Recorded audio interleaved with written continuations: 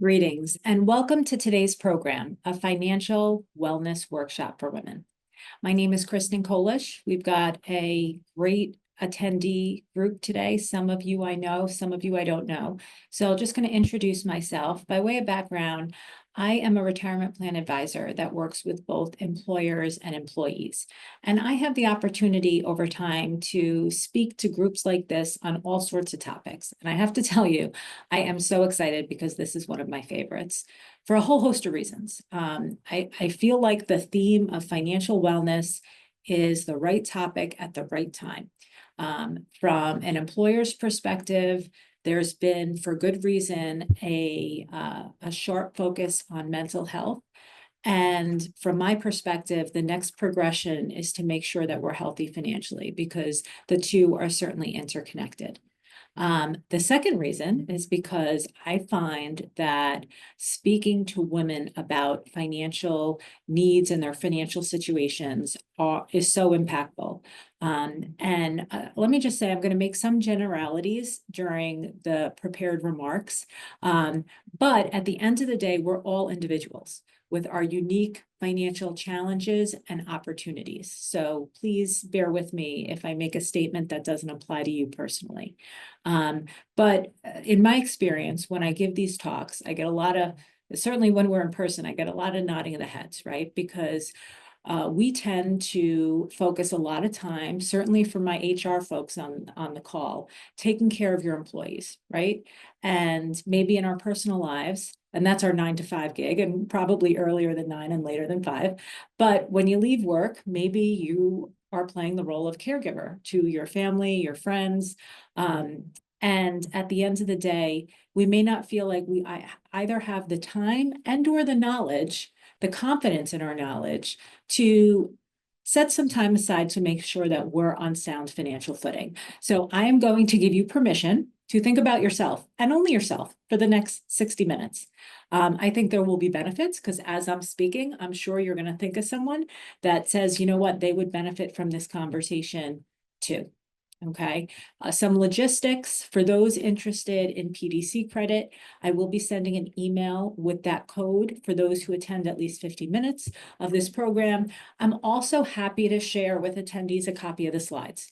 So my suggestion is to sit back, is to listen.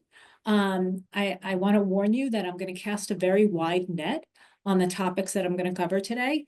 Some may be applicable to you, some may not be. What I do not want you to do is I do not want you to leave today's program with a list of a dozen things you have to do. Because if we leave with a list of a dozen things, you're not going to do them. I want you to listen and think about one or two actionable items that you can do for yourself to help your own financial health over the course of, let's say, the next 6 months. Okay, so with that said, I'm going to start off by sharing a little bit about myself. I mentioned I'm a financial advisor. I am now on my 25th, almost 25 years being out of college. And at that time, I'm sorry, I can't look at myself in the slides and then also be talking to you as well. So I'm going to skip ahead. But I graduated with a finance degree, and my first job out of school was an investment banking analyst. So my lens, my perspective at the young age of 22 was I was used to being in a room of mostly men talking about financial topics. So fast forward a few years, I was introduced or reintroduced to the field of financial planning, retirement planning for individuals and for companies. And I kind of viewed this conversation, this whole talking to women about finances and investing as bridging a knowledge gap, right? Because I said, maybe we don't have the training or this is a matter of being educated. And I really want to help with that education. And I will tell you, 25 plus years later, how wrong I was. And with age maybe comes some insights. Here I am, a middle-aged woman with 3 kids, managing a family. This has nothing to do with a knowledge gap. There is a knowledge gap, don't get me wrong, when it comes to financial wellness and financial literacy, but it has nothing to do with gender. It has everything to do with either having or not having sound financial footing to begin with. It has everything to do with your life stage, and it has everything to do with our competing priorities and our complicated lives. So please know that as part of this process, you do not need to be an expert in investment selection. You do not need to be an expert in modeling cash flows. What you need to do is to be open to the idea of some self-reflection and prioritizing your goals. And the content and the next steps will make sense to you. But that's your part here. So as we start the conversation, I'm going to kick it off with some financial challenges and opportunities that are facing women investors in particular, your employees and yourselves. And then we're going to walk through a 5-step financial planning process that I'm confident will help you make progress towards feeling more financially confident. You know, I am a big fan of mantras, so you're going to hear me share a couple of them today. The first is not to let perfection get in the way of progress. Okay, so I want to acknowledge that when we talk about money, when we talk about finances, it is emotional. We either feel really good or really bad. Maybe we're thinking about our past financial decisions and feeling like you could have done better. This is a no judgment zone. This is not about reflecting on good, bad, or indifferent the past. It's about looking forward and thinking about, here's my second mantra for you today. What is your next right financial decision? Your next right financial decision. We are not solving all of your financial challenges in an hour on the first day of spring in 2025. That's not happening. But what we can do is to help you get your head in the right place to think about what's the next step. What's the next step? So a bit of a history lesson. I do a lot of these programs in March. March is Women's History Month, and there is a lot of history that we have to be proud of. When I think about why I share with my children why this is important, one of the things that makes me happy is that my kids ranging age from 9 to 12 to high school can't even fathom why we wouldn't have the right to vote. So we've made progress there. However, there's other areas where the idea of women and financial independence is a new concept from a societal perspective. Just over 50 years ago, up until 1974, a woman needed to get their spouse's approval to take out an unsecured loan. That to me is just mind-boggling. There were all sorts of restrictions when it comes to thinking about making our own financial decisions, which is ironic because even prior to 1974, women have historically driven consumer spending in their household. And we all know the marketers and advertisers have our number, right? Like how you watch an ad or you get a pop-up on social and they're trying to speak to us and get us to spend. When I look into the future for a whole host of reasons, including the fact that there are more women working today and are breadwinners in their family than ever before, and we are set to inherit more wealth than has ever occurred. So if you look out to 2030, which is only 5 years from now, which that in and of itself is crazy. 2030 sounds like a year deep into the future, and it isn't. Women are expected to control $30 trillion in financial assets. So some education and some sound decision principles are certainly warranted. So let's take a minute to think about our unique challenges. Each challenge we have can also be flipped as an opportunity. Okay, so what does it say here? Women are 4 times more likely than men to be widowed. Well, why is that? It's because we live longer, 5 years longer. So maybe we have 5 years more opportunity to have a meaningful and fulfilling life. I'm not exactly sure how I'm going to frame getting paid 84 cents on the dollar as an opportunity, other than to say, when I did this presentation a few years ago, it was at 80 cents. So thankfully, the trajectory is going in the right direction. And because of choices as it relates to career path, women have historically had a more staggered career path than men. There has been a cost in lifetime wages. So here we're faced with a scenario where we're living longer than men and maybe our income stream has not been as steady. So how do we marry the two and make sure that we are prepared when it comes time to retire and have the strength and ability to do what we want to do? This is a staggering statistic. It's something that I try to get even in my personal life to share with my female loved ones, particularly those who have no interest in learning more about financials and investments and portfolios and things like that. Nearly 80% of us at some point are going to be solely responsible for our own financial well-being. So for those who are, for the younger generation, that's like, okay, well, I'm doing that now, right? Because women have recently delayed when they're going to get married.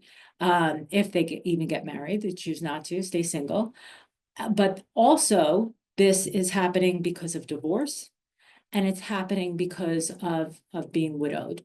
So my challenge or my thesis is that we all need the financial confidence and tools, not necessarily to do everything ourselves now, but to be able to manage it in the future. Because worst case scenario is if you're dealing from weakness, and weakness, I mean grief or, just having a lot on your plate. You're going through a divorce, you're handling the passing of a loved one, of a spouse. That's not the time. You want to be learning how to manage all of this. So some time up front, even if you're not the person who's primarily responsible for the investments.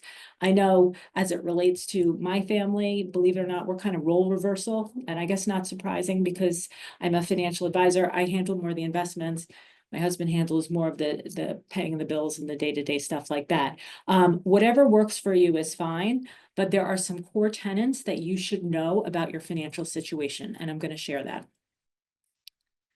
I mentioned before that women make up 54% of primary breadwinners. I also have read that and this may not be a surprise, is that we have an additional 1 hour a day of unpaid labor that we're responsible for in our households. And maybe for some of us, that's even more. Now, what are the positives? We are well educated. There's more female graduates of college than male today. So that's great. But what that also means is that women are also struggling with balancing and paying off student loans.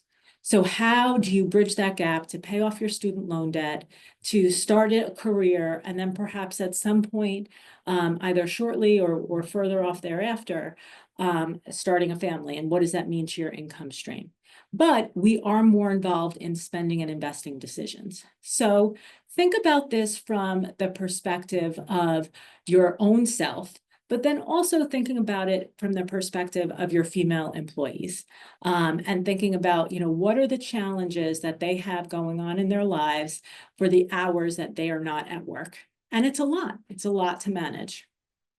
I'm going to read a quote. I promise it's the only thing I'm going to read during the entire program. And some of you may recognize where this is from, okay? It's literally impossible to be a woman. You have to have money, but you can't ask for money because that's crass. You have to be a boss, but you can't be mean. You have to lead, but you can't squash other people's ideas. You're supposed to love being a mother, but you don't talk about your kids all the damn time. Excuse my language. You have to be a career woman, but also always be looking out for other people. Okay, so we might have feelings when we read or listen to that. It was a scene in a movie that I didn't think I'd enjoy, but you know what? I was entertained. It's a scene that has stuck with me. Okay, America Ferrera goes on a monologue and talks about all of the challenges that women have. And I honestly think that in many ways, these challenges, our complicated lives, make us better at our day job because we are used to handling a lot and juggling a lot in the air. So when I move to our financial situation, think about all of the balls that we are trying to juggle. As a working professional, perhaps as a caregiver, and then what are our roles after we look to retire? This visual here is just meant to show how interconnected so many of these topics and issues are. We have to give some thought to what are our financial, what are our priorities and our concerns? I'm going to talk to that in step 1 of our 5-step financial planning process. And then how do we build a portfolio to meet that? That's going to be steps 3 and 4, meeting to the financial objectives. I've mentioned this a few times, but ultimately we want to have the knowledge base and the comfort level to make decisions when we need to, not so whether we have good times or bad times, we have that foundational knowledge. And I mentioned before, this is a conversation in another slide or two. When I talk about a financial planning process, it's no different based on gender. It's just that we need to be more self-aware. Okay, so if we are going to be living longer, what does that mean for, let's say, saving for healthcare costs? And how does that inform maybe how we're using our HSA, our health savings account? We're going to talk about that. Most people don't invest those dollars, but that's a lost opportunity that we'll talk about. There are some generalities that if you look at research and stats that women tend to be more conservative. I don't agree, in my experience, anecdotally, I don't agree with that. What I have found is that particularly the professional women that I work with, they like a plan, right? So it's not that they're conservative, it's that they want to understand if I do X, I'm going to get Y, and understand the trade-offs between the two. What's interesting is that life stage informs so many of these things. And also your socioeconomic status. So gender aside, depending on, if you grew up in a household where you were taught about savings because cash flow, that was something that you were able to manage, versus a household where you were, eating off of food stamps, both people should have equal opportunities, but that frames the way you think about money, right? And maybe that frames your confidence in making financial decisions. So let's take a step back, and step 1 in the financial planning process is going to be thinking about your goals. And I just want to preface this by saying, in order to make financial decisions, we need to know what we're rooting for. And actually, by doing that upfront homework and giving that thought, it makes the investment decisions easier, right? And you're going to see this, if your goal is to do something in the short term, well, that's going to have implications for how you're going to invest. So there does tend to be some type of decision tree, so to speak, about how you're implementing your financial plan. And ultimately, we've all heard the TED Talk, knowing your why. Well, here, knowing your why when it comes to investing. There is actually a great commercial, but as it relates to financial planning, and it's not from the traditional finance firms. I actually think my industry that focuses on retirement planning and investments has done a very poor job of helping people plan for a point in which they may not have an income. Because we paint this picture that it's you're holding hands and walking on the beach and this is what your future looks like, when that may or may not be relevant to the consumer. That may or may not resonate. In fact, for the majority of us, and I'd say for the majority of your employees, their financial objectives are complicated and they probably have milestones they need to meet well before retirement. So we need to speak to them in terms that are relevant and understandable. So the commercial that I love is actually from NerdWallet. NerdWallet starts off with a couple that's bickering. Maybe they're in their mid-80s and they're aggravated and frustrated with their life. And the next scene is them reprimanding their younger selves and saying, if you had only made different choices, I wouldn't be eating cat food. I would have more options. And it's eye-opening, right? That we don't think the decisions we make today, or we don't manifest it. Like we don't think about what the implications are, but there are significant consequences to, let's say, the decision not to save today. And I am going to preface this by saying a goal doesn't have to be lavish, that you're going to travel the world. Depending on where you are, a very valid goal could be you want to make sure that your expenses are less than your income. Okay, so that could be a very valid goal. That's foundational financial planning. If you don't have a cash fund, or if you don't have some emergency cash where you have to use a credit card, if let's say your car breaks down, that's a very fair and relevant and important goal to build some cash on the sidelines. If you have debt, paying that down could be a great goal. Maybe you're looking to purchase a home. It's not all about just retirement, but the thing with retirement is that it's one of the only goals and expenses that you can't take a loan for, right? So you need to plan in advance to make sure that you have the support available to retire when and how you want to. And ultimately, having the flexibility to make financial decisions. You know, we started this by talking about financial wellness. In my opinion, someone who is financially well has the ability to meet their short-term cash needs without sacrificing their long-term goals and the progress that they're making on their long-term goals. So let's talk about these fundamentals. There are 6 aspects, according to the Certified Financial Planning Board, to a financial plan, and they're listed here. It's identifying your goals, it's managing investments and your risk tolerance, it's understanding risk management and insurance needs, thinking about debt and banking, estate planning, wealth transfer, and tax planning. So that is a very ambitious agenda, and we are not going through all of that today. But I will make some comments about each of these 6 aspects of financial planning. I love the timing of this conversation. Here we are, the first day of spring, March 20th. If you haven't already made progress on your tax returns, hopefully that's in the works. You've likely looked at your 2024 financial year, you've looked at your W-2s, perhaps you've identified how much you've saved. And now is a great time to think about what should you be doing differently for the rest of 2025 and beyond. So step 1, considering your goals. I've talked about this already in broad strokes, but let me be clear. A goal has 3 elements. It's a dollar amount, it's a time frame, and it's identifying whether this is something you need or you want.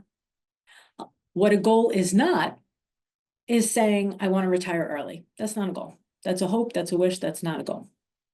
We want goals to be smart, and I'm sure even in your performance reviews with employees and self-evaluations, you want to identify SMART goals: specific, measurable, achievable, relevant, and time-bound. We want to do that for your financial lives as well.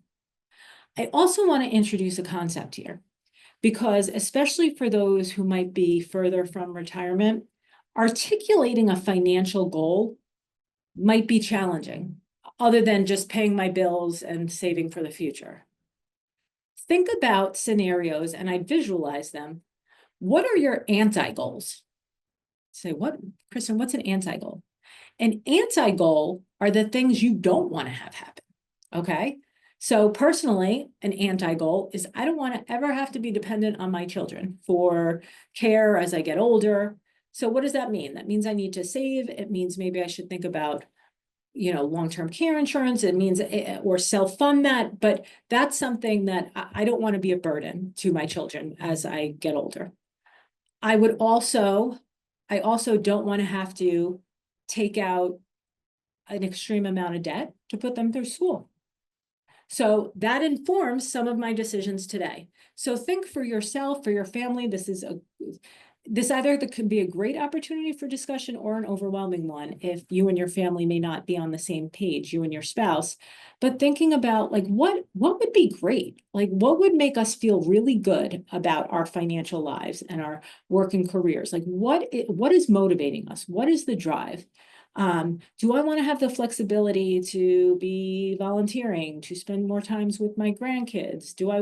Or I just love my career and I want to be able to, I don't know, take my voice on the road. Like there's limitless options as it relates to articulating goals and anti-goals. The interconnectivity of this step with mental health is so incredibly important. It's so incredibly important. So you may not know, financial wellness is actually a topic that's covered on WebMD. And there are medical institutions such as Columbia Universal Medical School that is doing research on the impact of financial health on our physical health.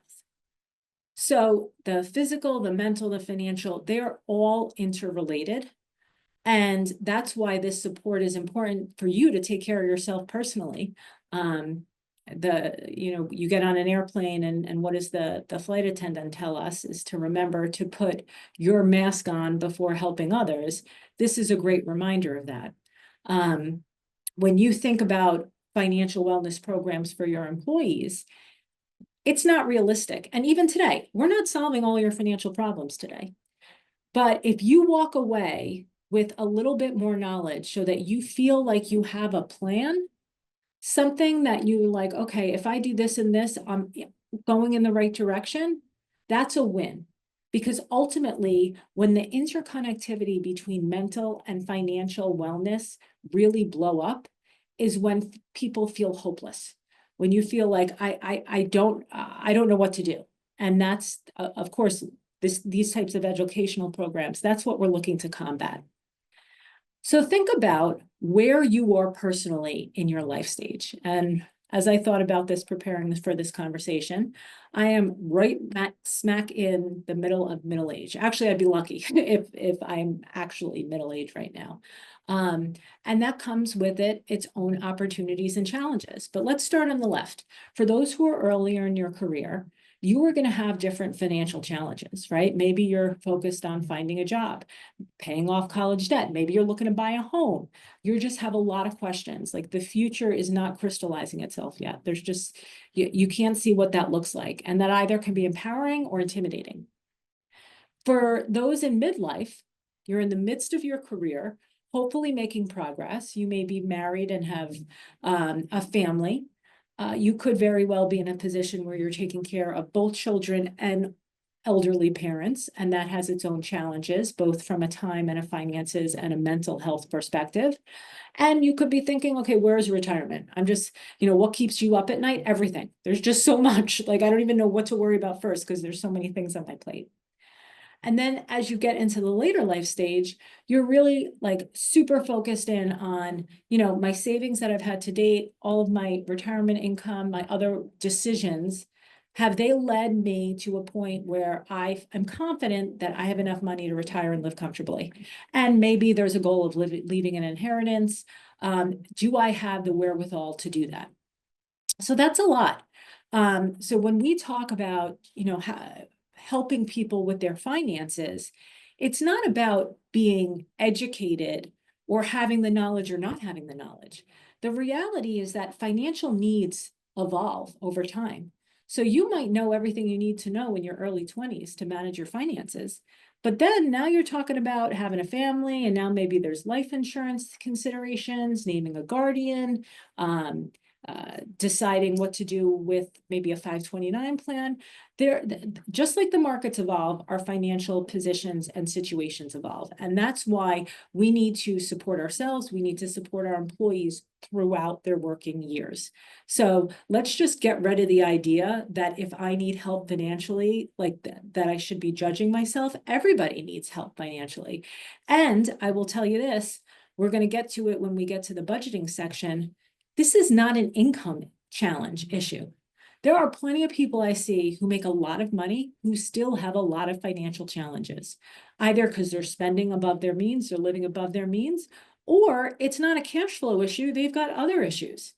So financial support, financial decisions is more than just, what is my cash flow and how am I investing? There's a lot of other aspects of financial planning that can create stress, but can also create opportunities. So to wrap up this conversation about goals, I mentioned before, if you can articulate your goals, it'll help you determine your investment strategy. Well, this picture depicts that.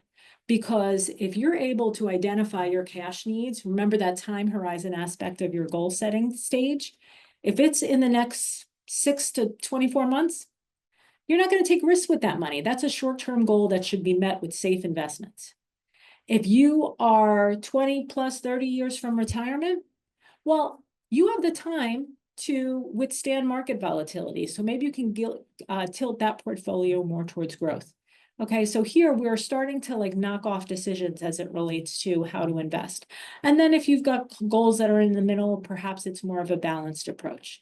But if you don't know if you don't articulate and identify the goals that you need a portfolio to accomplish, I just can't see how you can make an informed investment decision. Because people ask, is this a good fund or is this a good strategy? I said it could be. The example that I like to use is, a hammer's a great tool. A hammer's a great tool unless you need a wrench, and vice versa. So investments are tools. Investments are tools that are going to help you make progress on your financial goals. You just need to be knowing which tools to use at the right time.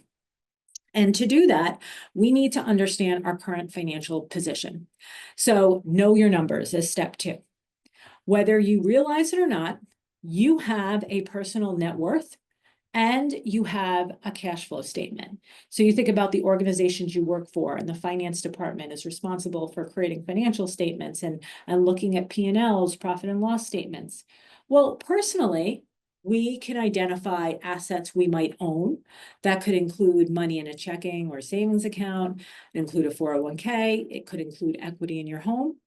We can identify liabilities. Maybe that's a mortgage, perhaps it's credit card debt or an automobile loan or a student loan.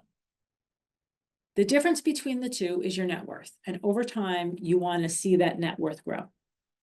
Now, what informs your net worth and what could potentially increase the level of assets you have and ultimately reduce the amount of your liabilities, of course, is your cash flow. We know our income, it's what we see on our W-2 or 1099s. Our expenses are everything that comes out. And when I talk to people about understanding their cash flow, there's a budgeting worksheet we use where you could line item by line item. This is what I spent on dry cleaning, on lawn care, on groceries. And that's a useful exercise. It might be a painful exercise, but it's a useful exercise. But there's also something to be said for that back of the envelope approach. And I say that particularly with the season of tax planning in mind, because you can identify if you earned X and you saved Y, the difference between X and Y is what you spent. You may not know where it went, but that's what you spent. And my challenge to you is, did you spend it intentionally? Did you spend it in the way that was deliberate and a proactive choice? So as we get ready to identify that, getting organized would be a great process. Hopefully, because of the tax planning, you're 75% of the way there. But understanding what are your assets, what balances are they personally on a quarterly basis. I have a spreadsheet, I update it with balances. I can assess my savings on a monthly basis, what's cash in, what's cash out. If you are someone who has not been paying attention as much, maybe you want to put a date on the calendar. Because listen, going through your finances is not something that is something that's very easy to put off, right?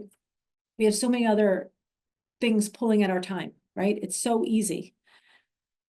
Maybe it's every Sunday at 5 o'clock, from 5 to 5:30, or whatever it is. You're going to spend a few minutes on your finances, evaluating what choices have you been making and what might you want to do differently. Because ultimately, here's my third mantra for today. I want you to give every dollar a job. And guess what? It's not my opinion of the jobs that matter. It's your opinions. So I think the old school way of budgeting is nickel and diming, right? Meaning, okay, well, I'm going to look at all the things I spend. And did I really need to go get that coffee at Starbucks at 3 o'clock? Oh, I probably didn't. I could have saved $5. Did I really need to subscribe to this gym class that I'm not attending? Probably not. I'll cut that out. And look, that might be fair. But I think the idea of a budget is putting a number next to your priorities. Okay. I love this saying of thinking of your budget as a permission slip and not a diet. What do we know? I know personally, if I'm on a diet, it's not sustainable, right? Okay, I'm going to cut out all carbs for the next 2 months so I can feel better in a bathing suit come the summer. Yeah, maybe, but that's not going to help me in 5 or 10 years commit to eating healthy and moving my body so I can maintain a healthy lifestyle that is sustainable. So from a budgeting perspective, that $5 cup of Starbucks might be your sanity during a hectic day. Maybe it's the time that you step away with a colleague and you just get a moment of mental sanity. Well, then that could be the $5, best $5 you've ever spent. But that's for you to decide, not me. So you need to understand, what are your income sources?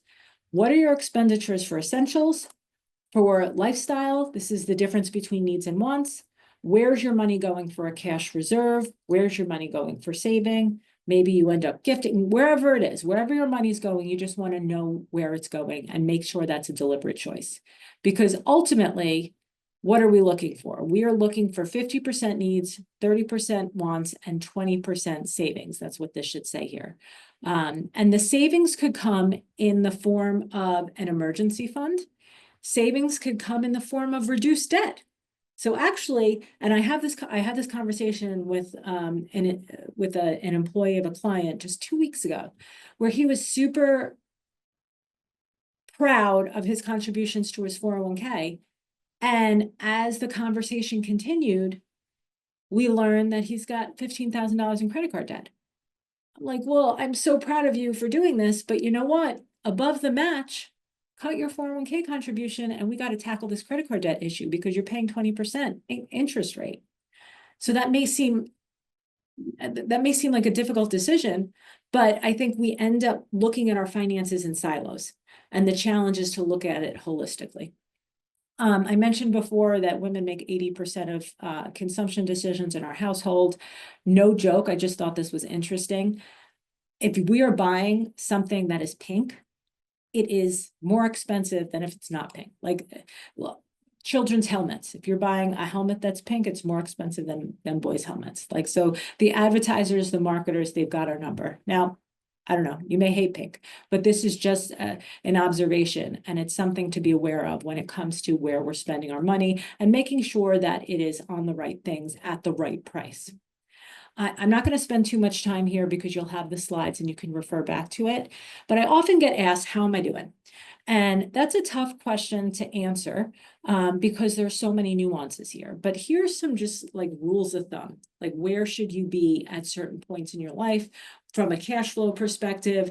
Yes, you might not be ready to articulate the exact date and dollar amount you're going to need in retirement, but am I making good decisions now with my income and my expenses? And here's a table that demonstrates that.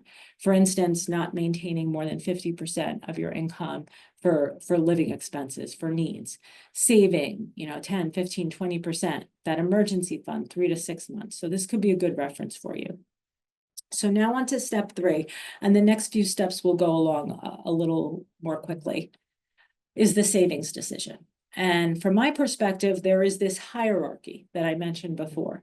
So what's step 1? Step 1 is thinking about an emergency fund, funding that.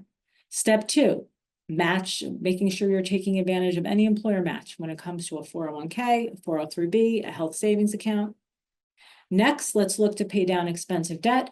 And then after that's done, think about maybe increasing your savings in other tax advantage accounts. And then beyond that, additional taxable savings. Now, on a lot of these topics, as I mentioned, I'm casting a real wide net.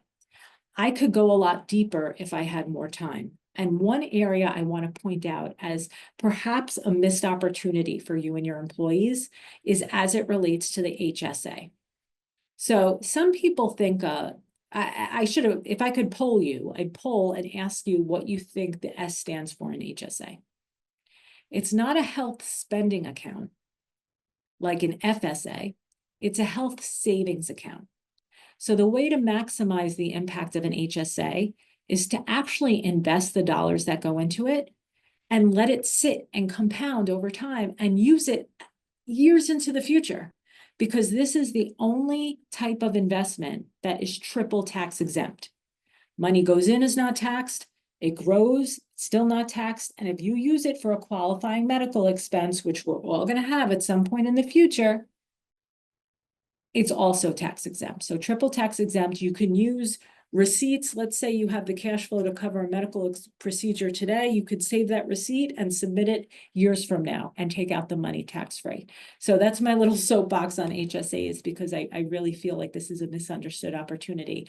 And ultimately, if you put your hat back on where you're thinking about your employees, even though I told you just to think about yourselves, you know, thinking about where your next dollar should go as it relates to your employer savings plans, you know, and having the conversation about how does a 401k and an HSA, how do they interconnect when it comes to supporting my lifestyle and retirement? There are some commonalities there. So this is a busy slide, but it just demonstrates the impact to retirement savings, comparing someone who had a consistent career where they didn't take a break for caregiving and what the impact could be to their financial dollars.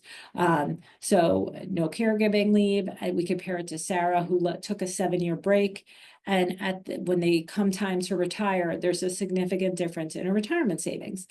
However, I'm not here to tell you that your life goal is to maximize your retirement savings. That could be the best 7 years she's ever spent and an investment in her family. So that's not to say that this is something that should inform what decision to make here. It's just informing what decisions she's making in the future, which means when she's saving, maybe she's working, Sarah's going to have to save a little bit more in the future or manage perhaps a dual income household a little bit differently. For those young on the call, I hope you take this visual and you take it from memory. If I think about how much you got to save to have $1 million when you reach age 65, the message, the sooner you start, the better. Okay, less than $400 a month. If you start at the age of 25, it's more than double that at the age of 35, and more than double that at 45, and a multiple if you're starting closer to retirement. And why is that? Well, according to Albert Einstein, he's famous for saying that the only magic in this world is compounded interest. So what is compounded interest? That's the idea that the growth of your savings is going to grow. So it's not just the dollars that you're saving that's going to grow, it's that growth that'll grow over time. And the idea is, how can you make your money work for you when you're not working? And for that to happen, you need to save. The best investment in the world is not going to solve that problem. So that's why we start with how important it is from a cash flow perspective. Now, thinking about leveraging your retirement benefits, another mantra I have is pay yourself first. How do you do that? You could do that by leveraging a 401k or a 403b plan. It's automatic. It's a great way to save. You own the assets. If you change employers, you can take it, of course, subject to any vesting schedules on employer contributions. There's now even more ways to save. You could save pre-tax or Roth. So there's lots of potential reasons why leveraging your retirement plan is a great way to save. From an employer's perspective and from an advisor's perspective, our challenge is to kind of flip the script on the verbiage, because if we talk about a 401k as a retirement plan, we are tuning out half our audience, right? What do we spend the first half of the program talking about? Is our goals. And maybe retirement is not your employee's #1 goal. So if they think the 401k is to help with retirement, that's not engaging with them. We need to talk about the 401k as an employer-sponsored savings plan. This is a way for you to save for your future in a tax advantage and low cost and easy way. It's not just about retirement. So speaking in those terms is certainly important. Talking about investing, there are some mantras here, and I can appreciate, I talked about finances and the mental wellness interconnection. It's emotional. And if you've been looking at the markets, here we are March 20th, since mid-January, they've been volatile. So how do we react to that? And oftentimes not reacting is the best way to react. If you've given proper thought to your plan, if you've given proper thought to the amount of risk that you're taking in the portfolio. That begs the question about diversification, rebalancing, having patience with the markets, and monitoring your investments. The #1 driver of your return over time is going to be the split that you have between stocks, bonds, and cash. Okay, so there's a lot of, I think, anxiety around choosing what funds, what investment, how should I do this? Before you even think about that, think about how much risk you want to take. And there are easy ways to do it. There's guides to do it. If you're not talking to an advisor, perhaps there's a target retirement date fund that could help. There's certainly risk tolerance questionnaires, which, I take those with a grain of salt. We all have risk tolerance when the markets are doing well, maybe less when the markets aren't doing as well. But understanding that if your portfolio is diversified, the percentage in stock is going to dictate your return. And you should understand the spectrum of returns. On the left-hand side is the most conservative investment, short-term cash, bonds, where you're looking of the return of your capital more so than the return on your capital, versus, let's say, stock, small cap, international, other alternatives where you're really looking for some growth.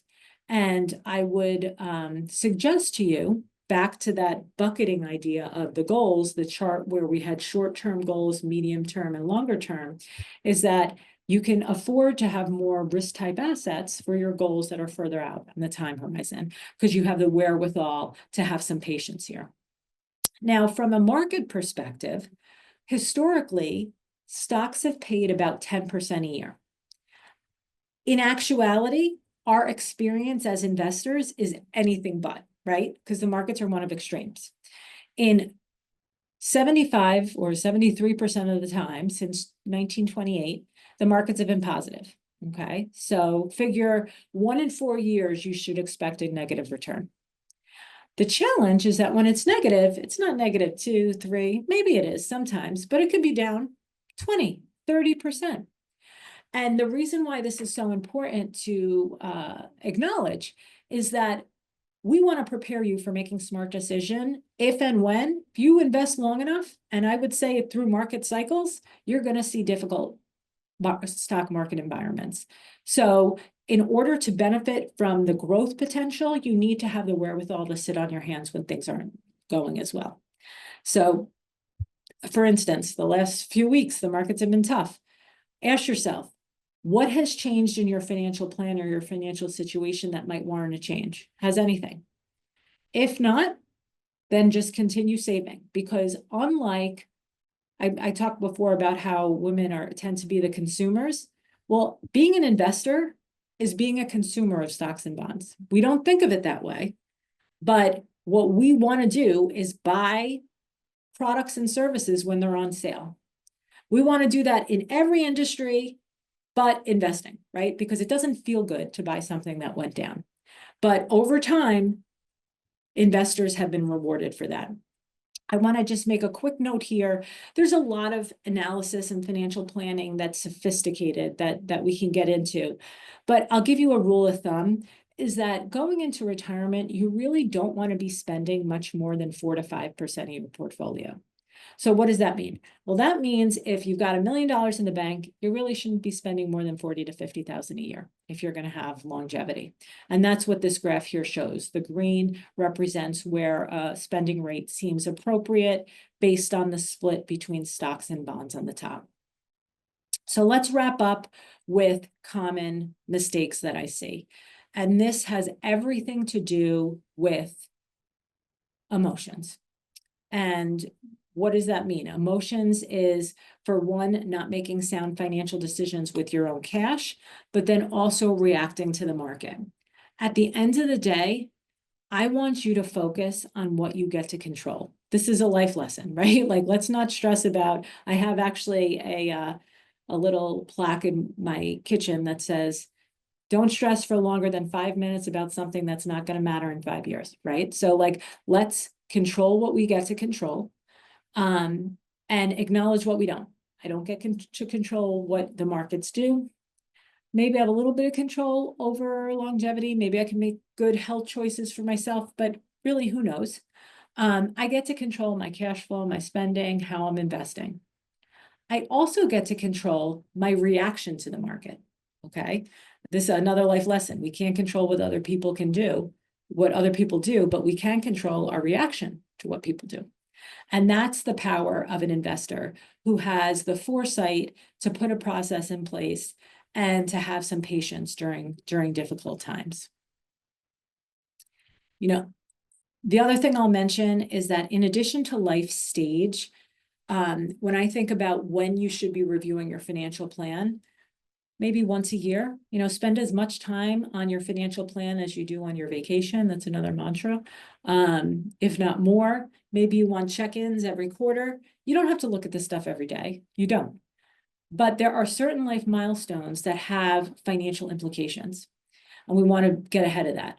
So from a family dynamics perspective, if you're getting married, getting divorced, birth, you want to plan for that. You're buying a home, receiving an inheritance, getting ready for retirement, saving for college. All of these life milestones would be a trigger to reassess your financial plan.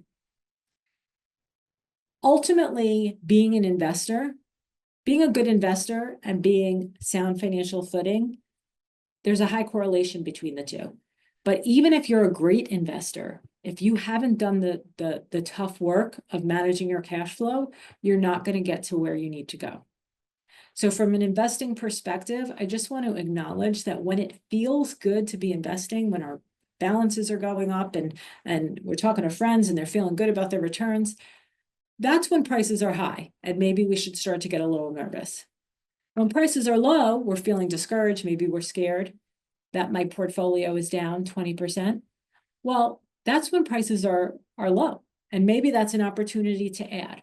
So my suggestion is to come back to the basics, back to where we started, and ultimately, if you're investing and your portfolio doesn't need to meet your goals in the next 1 to 5 years, I would stick with the plan as long as you're not over allocated. Maybe use an opportunity to rebalance. And rebalancing is simply staying at your target allocation. So what does that mean? If you had 50% in stocks and stocks did really well and now you're 60% stocks, to rebalance, you trim your stocks and add to bonds and vice versa. The good news is that there are tools available in your retirement plans, in your other accounts that can do that automatically for you. So ask that question if that's available to you. Before I flip it open for questions, just a good wrap up here, and coming back to where I started, is to think about 1 or 2 things I spoke about that you're going to make progress on. Maybe it's increasing your savings by 1%. Maybe you're going to have a merit increase, and that's a great opportunity to do that. I just got off the phone, not just this morning, I spoke to a client who's preparing for merit increases in April, and we're going to work on a communication to employees to just get ahead of that and say, great opportunity to increase the savings in your 401k with that merit increase. Maybe it's saying, I need to pay down this one debt, and that's my goal for now. Maybe it's not even making any changes. Maybe it's just sitting down and understanding where your cash went. All very valid goals. Maybe you have a family and you haven't done any estate planning. You don't have a will. That's a good next step. So depending on where you are in your life stage, there are probably things that you should be doing. If you're like me, if you're like any of us. So you're not going to do everything tomorrow. Just pick one thing that you're going to work on for the next 3 to 6 months. I did have a question about that 50%, 30%, 20%. The idea, and this is a rule of thumb, I can acknowledge, I spoke to a group this morning that was located in a metro area and it's just very expensive. So maybe it's not realistic for 50%, only 50% of your income to go to living expenses. But the idea is if 50% goes to your needs, 30% goes to your wants, and 20% goes to saving or spending down debt, you're in good shape. Like that's a great place to be. And you do that each and every year, even better. Okay, so I am going to be sharing this deck. The next few slides, and I appreciate I only have a few more minutes. If you have a question, feel free to type it into the chat here and I'll see if I can address it. But I would suggest that you spend some time with this deck, and the next few slides poses questions in a few different areas: financial fundamentals, retirement, education planning, life events, elder care, estate planning. Think about, if you're not sure what your action item is from this program, look at these questions and say, you know what, that maybe this is something I should get a little smarter about.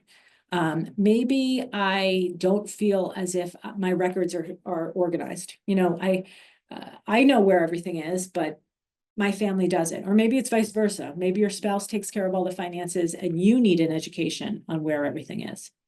Maybe you're raising a family and you want to set a good example. How can you help your kids manage money? So there's always some place to make progress on.